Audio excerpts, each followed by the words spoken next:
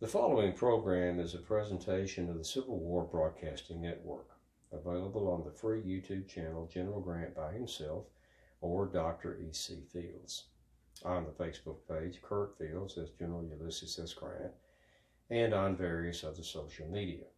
The website is generalgrantbyhimself.com. This program is one of those presentations in the ongoing series Ulysses S. Grant Bicentennial Moments, wherein General Grant looks at a person, place, or event in the Civil War for reflection and observation. Permission to copy and distribute is given and indeed encouraged. Remember, you are the future of our past. And now, October 20th, 1865, reporting on the reduction of force in the United States Army.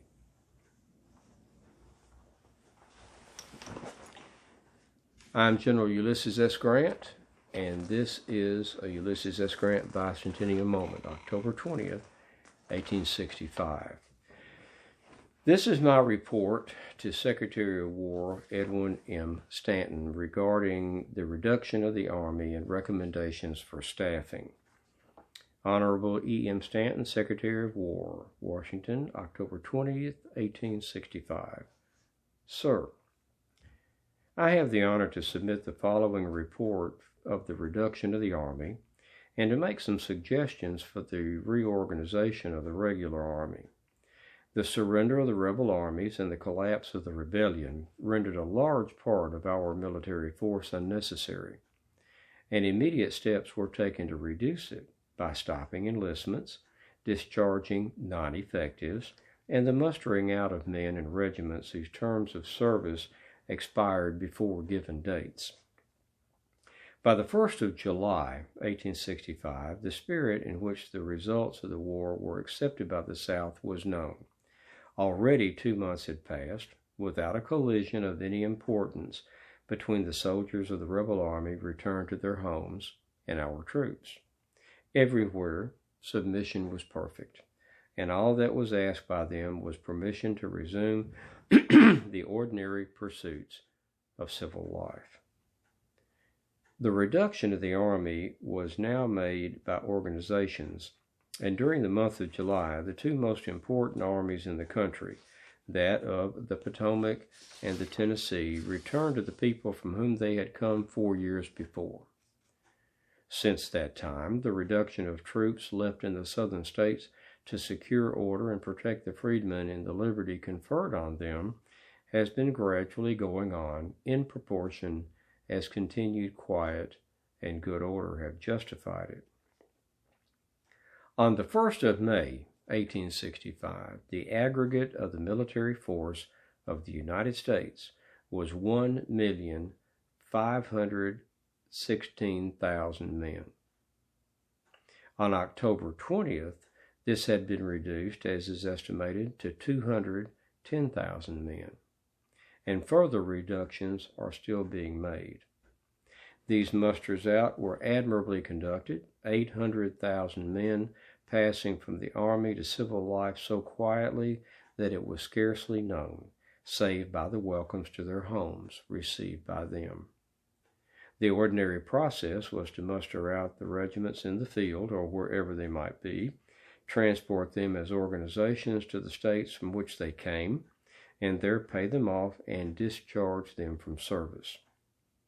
The apprehensions felt by some of disturbance and disorder at so vast a force being suddenly thrown upon the country to resume the occupations of civil life after having been so long absent from them proved entirely unfounded, the soldiers showing by their conduct that devotion to their country in the field is no disqualification for devotion to it at home.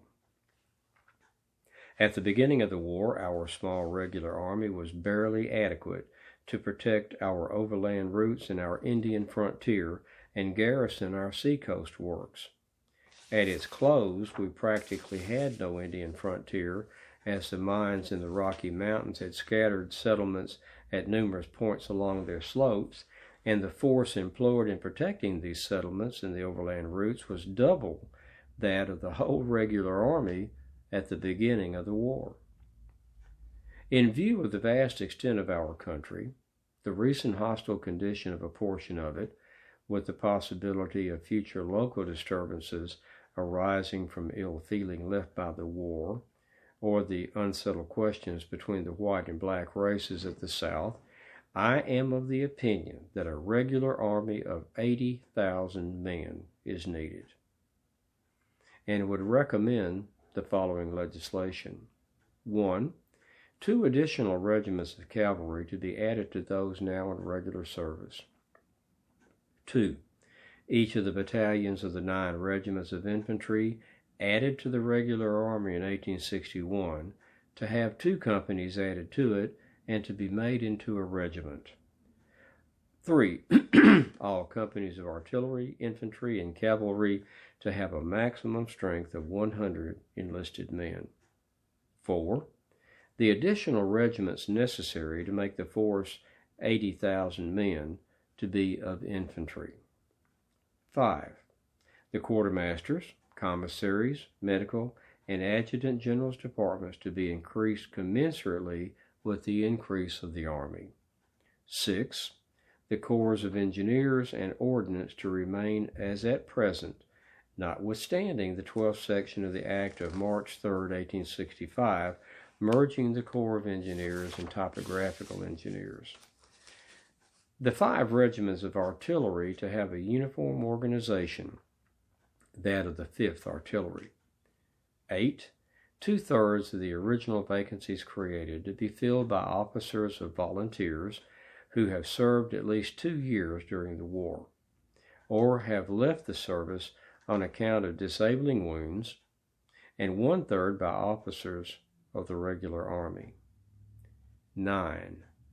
President to be authorized to retain or raise, if he deems necessary, an additional force of colored troops not to exceed 20,000 men, to officer the same and to disband it when no longer needed.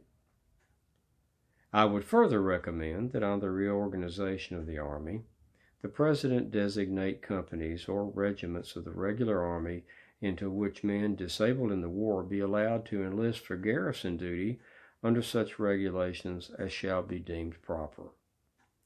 There is, in my opinion, further legislation needed for the regular Army, but I deem that suggested the most important and first to be obtained. Very respectfully, your obedient servant, U.S. Grant, Lieutenant General. And those are the recommendations I made for the regular standing army following the war. I'm General Ulysses S. Grant, and this has been a Ulysses S. Grant Bicentennial Moment.